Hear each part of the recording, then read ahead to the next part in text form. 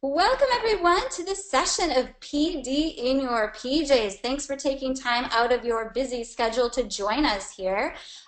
We welcome you live or via the recording as well. So before we begin, just a couple things to note.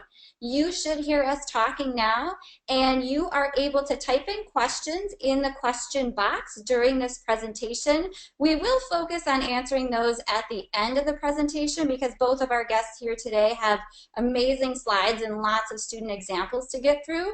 But just know you will also get the slides and the recording after this webinar, and it will be emailed to you. So without further ado, we have two amazing educators with us here today. So we have Jodi Coyro, and she is a second grade teacher at University Liggett School. She has always been motivated and inspired by project-based thinking and learning in the classroom. She enjoys sharing her enthusiasm for thinking and learning with others, as well as the ideas and resources that accompany these learning processes. And our other guest today is Michael Medvinsky, and Michael is a thinking coach and instructional technology integrator at University Liggett School in Grosse Pointe Woods, Michigan. He is currently working in education with an engineering and music background. He advocates for the importance of transparent technology integration, sharing and growing ideas, connecting through social media and global collaboration into a learner-centered, problem-based learning environment. So we are thrilled to have them with us here today. I am going to pass the presentation over to Michael and Jodi, and they are going to pull up the slides on their computer. They have all sorts of amazing goodness to show you today, highlighting really how you can use Seesaw as a process folio while you are interacting in various STEAM learning. So looks good, guys. I've got your slides showing on my computer, so let's get started. Okay, hello everybody and welcome. I really would like to take a moment to talk about the two ways in which we have shown Seesaw here, and we use Seesaw as sharing some products as well, but we want to focus today on sharing the process throughout a learner's thinking journey from the beginning of a project to the end of the project. And you can see that the path to get there isn't always a straight path, and it's not even the same path for each learner. And so thinking about what's in the process of thinking and the progress toward continuing their understanding, and a lot of it has to do with the learner sharing and the feedback that they solicit either from peers or from teachers or from parents or globally through the blog, anywhere they can find that, and then how they then come back and use that to iterate their thinking. And this is what a day in a life looks like at University Liggett. You see here everything from fifth graders doing marble runs to show their understanding of laws of motion, to fourth graders who are creating Minecraft builds of Midwest civilizations, all the way down to kindergartners who are thinking about procedural coding and directional coding, simple machines. So this is one of my favorite things to do, and I am so lucky and honored to be able to do that for a job.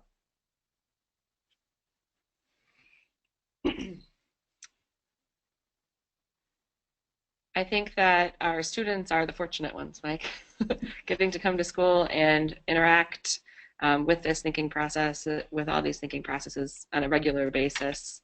It's found throughout our curriculum, which is one of the blessings that we both have with teaching here. If we want to move to the next slide, you'll see in our science program, science is a special class that we attend, so it's not within a contained classroom.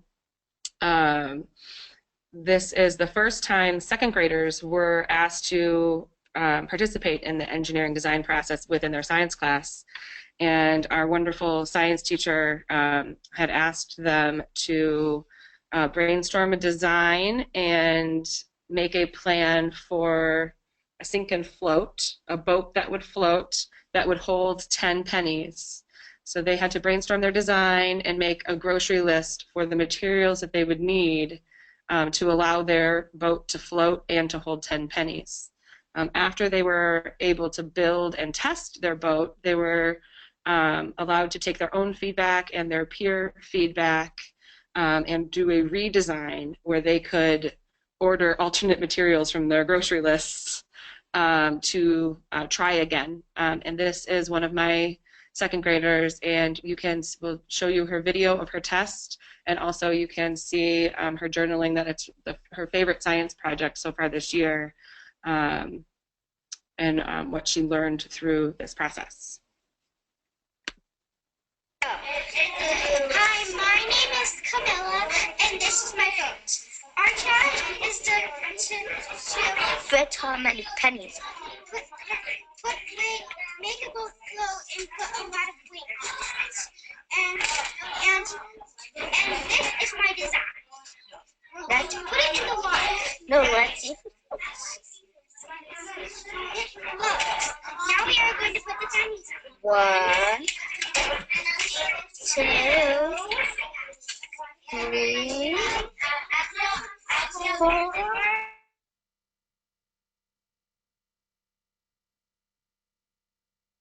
7, 8, 9, 10, and 10 pennies. Right. This boat has holded 10 pennies, and I think we're going to make a design 3 after this. But this is design 2. And well, that's it. Goodbye. So I think it's really important to consider the ways in which she has talked about the iterative process. She had a boat that held 10 pennies, and when the boat sank, the first reaction wasn't, oh, but it was, yeah, and thinking about what comes next.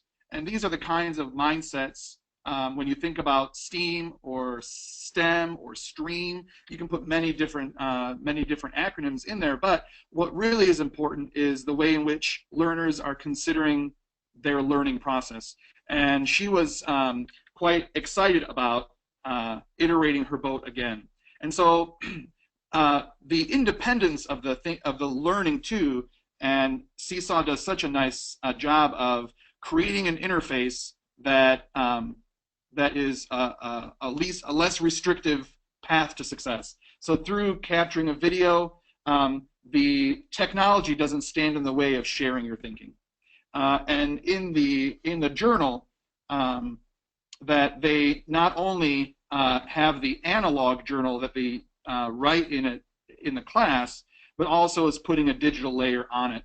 I just spoke the other day at a conference about the juxtaposition of analog and digital, and Seesaw creates the opportunity for you to think in the analog and capture in the digital and put layers on your thinking and of your work and the things that you share, which really lend itself to a successful learning environment.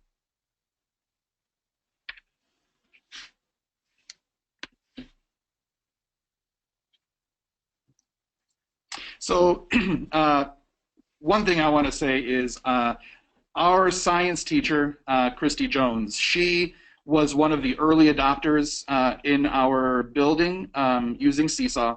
And so there are many examples of how the feedback loop happens in learning. And so this is a marble run that the 5th graders were thinking about Newton's laws of motion and thinking about kinetic energy and potential energy. And there is there's a caption on the video too of the 5th grader explaining where the potential and the kinetic energy happen. And then going through that iterative process. So this is just, I don't know how many hundredth run they tested.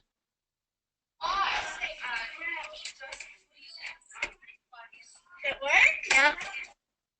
So they captured one 5-second video clip with their scientific experiment, and then Christy will give some feedback to each post. Now, she has close to 200 students, I would say, scientists, excuse me, that come to her classroom, and she takes the time to think about each learner as a scientist, look at their experiment, and give each scientist feedback on their experiment, so the next time they come to class, they check their Seesaw feed and they have direct feedback from the teacher on how to proceed with their experiment. I think that is incredible. And I think in any classroom situation where we have this kind of learning exploration going on, we want to be everywhere at the same time, and that doesn't always lend itself, of course. So Seesaw has been such a great tool to allow students to capture those messages that they want to send to us, and then we can give them direct, specific feedback, and even offer another layer of next time, can you try thinking about using it this way, so they're ready to go when they return to that activity next. And it has become integrated in the classroom. It's not a special time in our day, I want to say Seesaw Saturday because we do like Tech Tuesday, but that doesn't work out for school. It is not we're going to seesaw today. It is, when it is appropriate for us to share something, it's just part of the day now. And the learners know that, this is something I'm proud of, or, hey, I've run into a hurdle and I'd like to get some feedback, and let me share it and see what comes back. So it's been a really nice way of capturing that.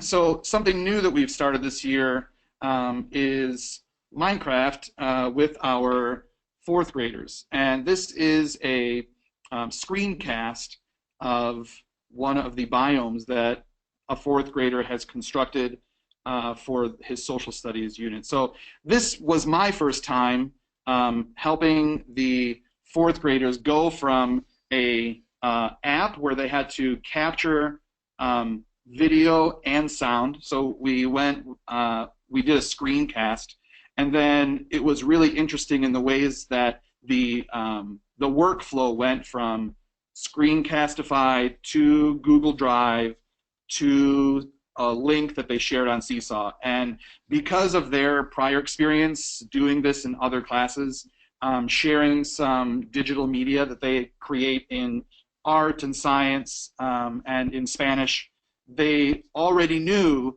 the workings of having to have a link, opening Seesaw to share a link, and then post that. So the more that they use the tool, the less they have to think about the way the technology is used, and the more they think about how I want to share my product or my process, or here's something I'm proud of. So this is a little bit of a longer video. I won't play the whole thing, but just so you can kind of hear how the 4th graders have shared their thinking.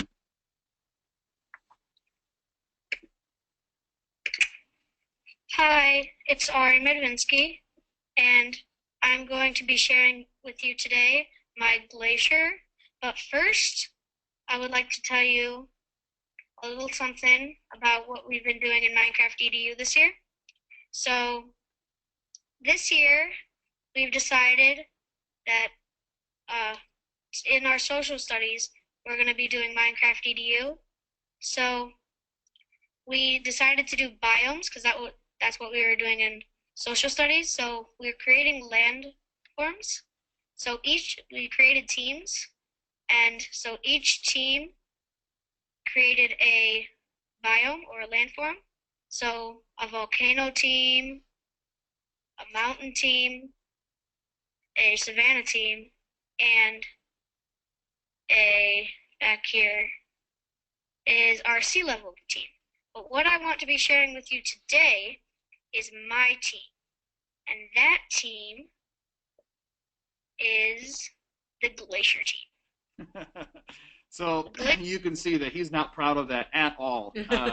So sharing not only the build, they're sharing their product.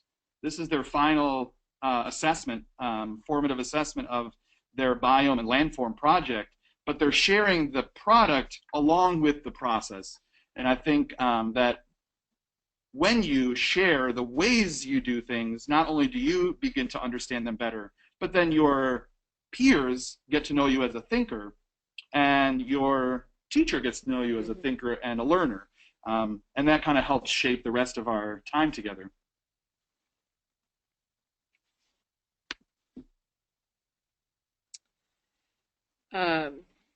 We had the pleasure of our technology integrator visiting our classroom in second grade to participate in the Wonder Workshop Create a Design Challenge.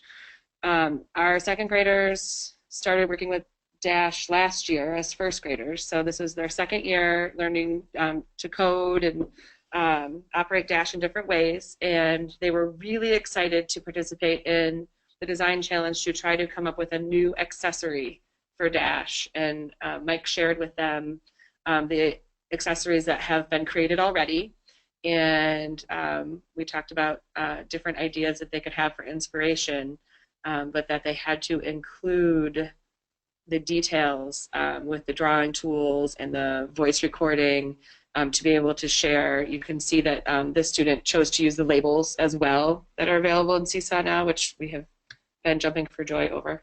It's been a great addition.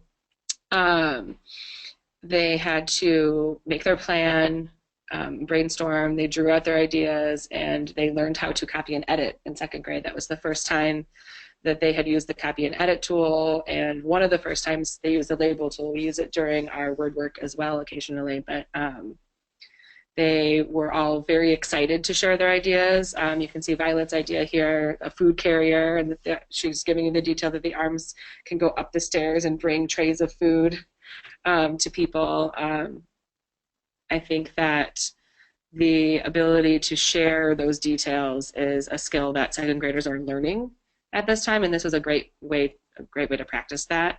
And then we could give them direct feedback, and they were counting the days to find out if any of the second grade designs were chosen for the finalists, which they were not, but we were also very thrilled to participate in the challenge.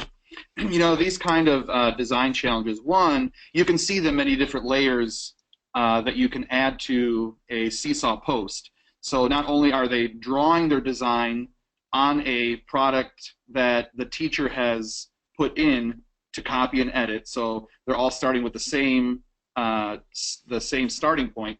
So they add a drawing to it, and then to describe it more, they know that they can then add labels to it. Mm-hmm. And then also Violet added her voice recording on it too, describing not only the parts of the accessory but also the functionality of the accessory. So that was really nice. And, you know, starting with something like this, and we also just did a Extraordinaires design challenge where they were designing different things for a circus acrobat, thinking about a home and a school and a emergency vehicle and a single person vehicle, multi-person vehicle, footwear, pajamas, I mean, many different things. But, you know, we have a curriculum for understanding at University Liggett where kids are designing their own ways of showing understanding, all the way up through in 11th and 12th grade. They do an academic research project where they have a problem that they find or something they're very interested in, and then they do the research and create something that might amplify their thinking, put it out into the community, and make a difference. And when I think about that and draw the strand of critical thinking, analytical thinking, and design thinking back into our lower school, I'm thinking, what kind of opportunities can we create to help foster that kind of thinking? And so this kind of design process not only helps in the ways that we intentionally design creating in the curriculum, but also how our kids are sharing their thinking. And Seesaw provides a way for our lower school to do that. We're working on expanding that into the middle school, so when our fifth graders move into the middle school, their Seesaw portfolio will follow them into the middle school as well, and how that might look when those middle schoolers are entering high school and starting their academic research project. If they've already had so many opportunities to share their thinking, get feedback, iterate, try again, and continue, then I'm thinking, how might that affect the ways in which they're approaching learning and thinking in the upper school? So we're a Seesaw for schools and district. This year is our first year doing that. We've already committed to continuing that next year and for years after. So I'm quite excited to see and hear what that sounds like in the middle and upper schools.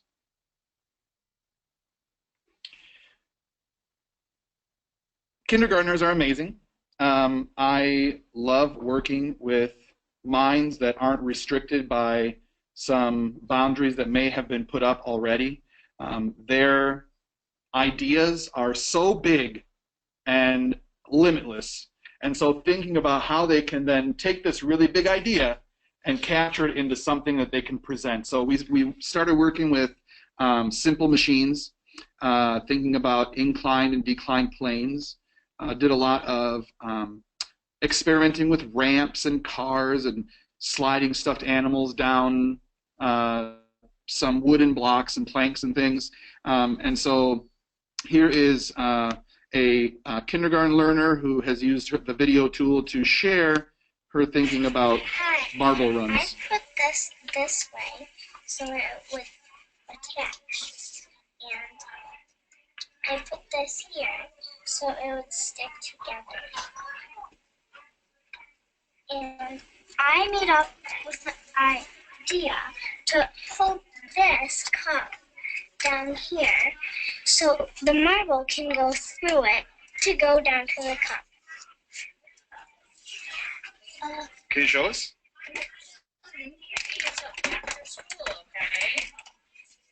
I know you guys suck. So they may not have the vocabulary for, decline plane or a ramp yet, but for me, the important part is they justify why they're putting a piece of tape in a certain place, or why they've designed a hole in the bottom of the cup to help with, guiding the marble to the correct position. So, give kindergartners a chance, and I'm sure Angela can corroborate, how amazing these kindergartners are. So, some of our kindergartners, when they start, are pre-writers, and so I think about how Seesaw is or provides the ability for them to still share their thinking in a way where the process comes out, and then we can put the penmanship to the process later. And so this young engineer has created a plane, and he talks about how my plane flew far, but I think I want to make the wings bigger, because they always want to make their creations better. So I really enjoy my time with kindergartners, and we're starting to work with cubes and how cubes fit together, and building some things out of 3D shapes and things. This is a snapshot into the Extraordinaire Challenge that Mike referenced earlier. Just yesterday in my classroom, we were introduced to an acrobat extraordinaire, and we had to look at the details of her life through a card that he gave us, and we took some time making observations so that we could learn about her. And then they were each given a card to design a certain accessory or need that she might have. Some people were designing different vehicles, some people were designing clothing items, or accessories like timers and things like that. And Vivian chose, and she had chose a card that was a piece of clothing. So you'll see her design here. Hi, my name is Vivian, and I'm going to show you what I made for the acrobat and technology. You could use a card like an emergency vehicle or a hideout. And I chose footwear, so this is the footwear I came up with for the that. So it has some sparkles for decoration, it has some sticky grips, and it has a buckle for safety, and it's got a bow, but it can also tie, and it can be for decoration. And I have these lace, and yeah, thank you for watching. You know, it's practical and fashionable. Yes, and you'll notice the student and on the right side has a small think card in his hand that he's revisiting his design. There were some thought-provoking questions available to them, and Vivian's card had how might your extraordinaire like your design even better, and you can see her comment that she added after getting that think card for the acrobat to like my shoes even better than before. I can place lace on her leg that connects from her shoe to her outfit. And her final drawing had crisscross ribbon going all the way up that she was adding that extra detail after being challenged to look at it again and think how she could improve her design further. Yeah, you know what I really enjoy in addition to Seesaw is when you're doing your commenting, you know, this designer is revisiting the design and iterating. And when it would be great to have her post another photo of, you know, not only is my comment, here is what I'd like to add, but here's what my new design looks like. And so that really kind of goes through that design process of, you know, conceptualizing, prototyping, sharing, and then iterating. And that iterating would really be nice there too. And so you can see under Vivian is Allison, which is Vivian's mom, and she was able to comment back. Mm-hmm. I mean, quickly. Parents get back to learning very quickly, and yeah, before Vivian left school yesterday, she was able to see that her mom had suggested that her idea was clever and given her that feedback before she even got to see her after school to talk about it. Yeah. And so using the arrow tool too, one thing that I've noticed with the addition of the arrow tool is that learners want to show you where and what they're talking about on the screen. So before the addition of the arrow, they were drawing on the screen and circling things while they're talking about it, which is really nice. But if they're really describing something, by the time that they're done, they have a drawing that is circled, scribbled on, and things like that. And they're keen enough to know that, you know, if I've circled something, it's getting in the way, that they erase the circle and continue talking. But with the addition of the pointer tool, it's been really nice to see what they're talking about without them distracting or deterring from the screen. I'm going to interject for just a second. Just a time check. So it's 4:58 Minnesota time here. So just a couple more minutes. I know you have more content. But lots of questions about the pointer tool. So I'm just going to clarify quickly. So that orange pointer that showed up is only available on iOS devices. So if you are using the drawing tool feature and you're in the drawing tool, when you press record, that orange pointer shows up. But keep on rolling, guys. Okay, this engineering project was a global project that my second graders participated in last year. We were given a very specific list of materials that you can see in the photographs. There was a certain amount of tape that they had to measure that they could use, a certain amount of straws, and then they could use paper or paper towels, kind of almost unlimited, I think, and a certain number of like tongue depressor, popsicle stick type things, and they had to, and I think 20 rubber bands was their maximum. So they had to figure out how to package a raw egg and send it to, I think we were sending them to Minnesota or Wisconsin, I can't remember, but they had to go on a trip, and they had to try to design something that would not allow or to keep their egg safe so that it wouldn't break. And then we were able to schedule a Skype with that class, and we each took turns going up to our different screens and sharing whose box we had and whether it made the trip or not, and vice versa.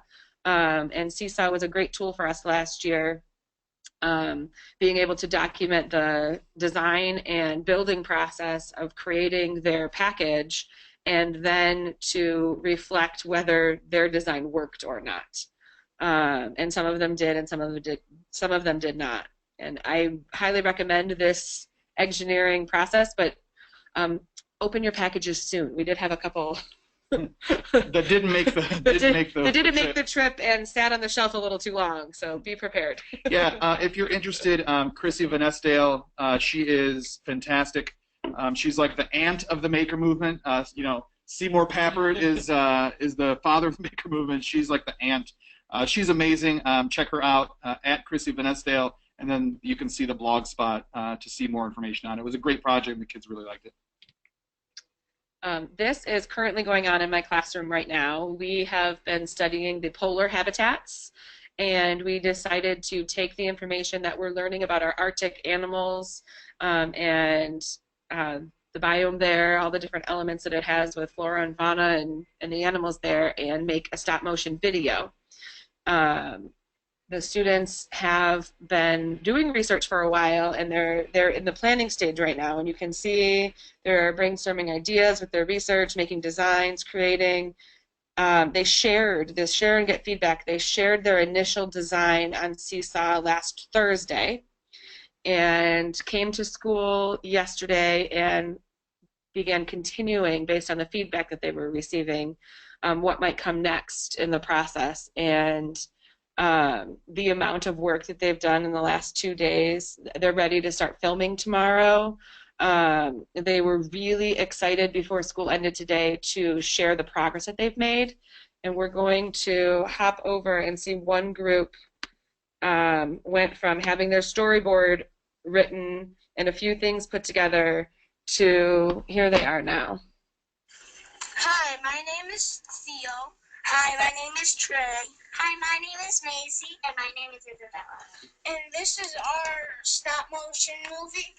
We are gonna be making like it's gonna be like a story. We're gonna have a volcano, avalanche, seal, polar bear, and lots of other things. And what we are going to do, we were just talking about how much progress we made since the last post we made. So, as you can see in the background, we made a mountain and the northern lights. And this movie is very non-violent. It is rated G. And I'm the Norma. Isabella and I are the heart seals, triplets, and one of our triplets died. Well, two of them. No, one. Yeah, one. No, two. One of the polar bear. No, wait, one of the avalanche? Two. One of the avalanche and one of the polar bear. And, I'm a ring seal. And that is it. Wait, I want to say something. Yeah, and we're going to be it's going to be like play by play. We're going to do it in stop motion. And it's like where you kind of like we did with our geometry station. Yeah, it's like. So you can see that it is work in progress, which is so important that they're sharing their process and they're kind of like in the moment planning. Right, you can see that it's not like their final product, which is fantastic. I just want to also point out to some of these photos that we've shared that the seesaw is just embedded in the things that we do. Also, that there is analog and the digital, that we're even working with iPads and pencil and paper at the same time, which is, you know, for different learners, it's kind of what they need at different times, and they're, you know, able to discern which is a better fit for them and when. So the A in STEAM for arts, this is a 4th grade class. They have created a original piece of music that shows their understanding of the book that they've read as a class called Because of Winn-Dixie. Through their cafe time, they've used some of their reading strategies and their each individual goal to self-select groups that focus on different parts of the book. And so here's a little taste of the song. Please get the slides and listen to the whole thing because it's fantastic, but this is just the opening. Oops.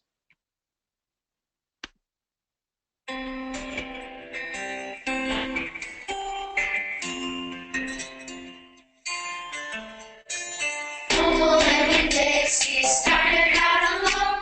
They met by chance and now they have a home.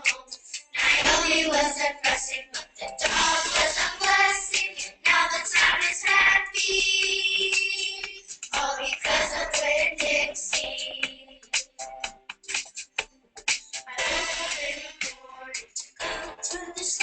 So that was the chorus and part of the verse, but it was a way for the readers to show understanding of the book they read through a way that engaged many different learners in different ways. Some were the producers, some were the lyricists, all were the performers.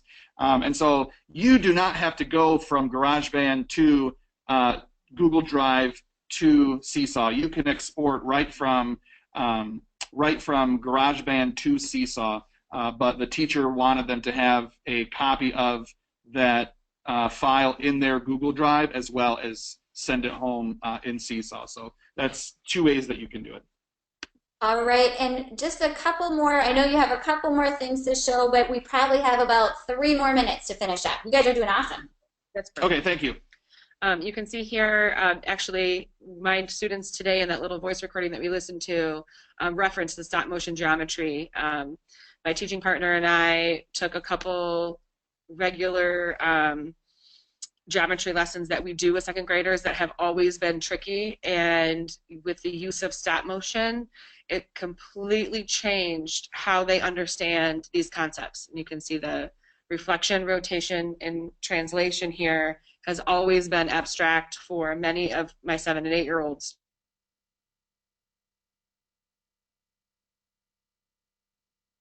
Introducing it to understanding it and sharing it with their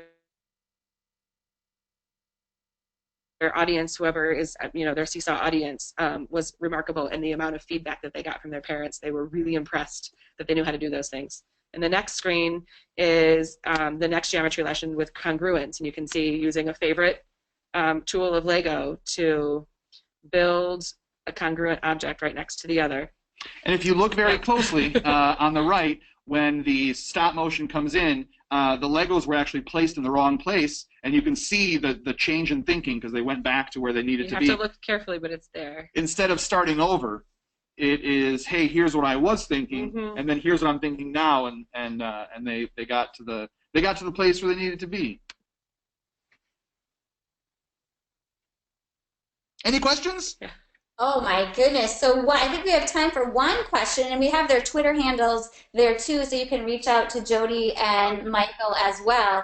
One big question, Terry's wondering, do you really all do this in your homeroom classroom, or is this a special bring them to, the technology integrator and they do these amazing lessons? Most of what you're seeing is happening right within our classroom with a regular day. Mike does come join us when he is available, but he is in all of our classrooms, so his schedule is packed.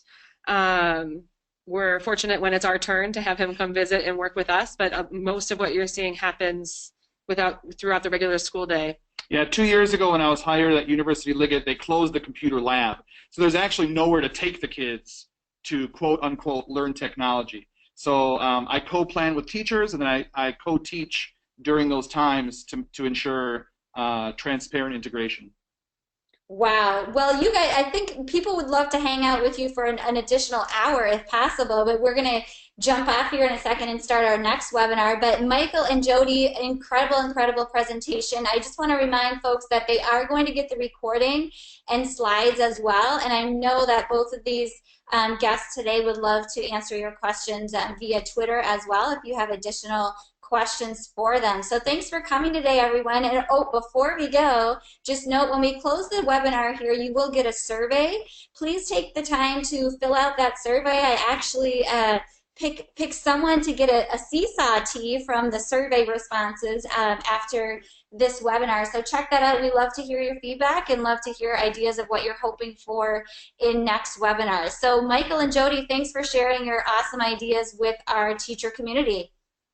Angela, thank you so much. I really encourage everybody to join Seesaw Teachers. It's been one of the most supportive groups and a wealth of knowledge, and just thank you. I concur. Thank you for joining us tonight. Thanks, everyone.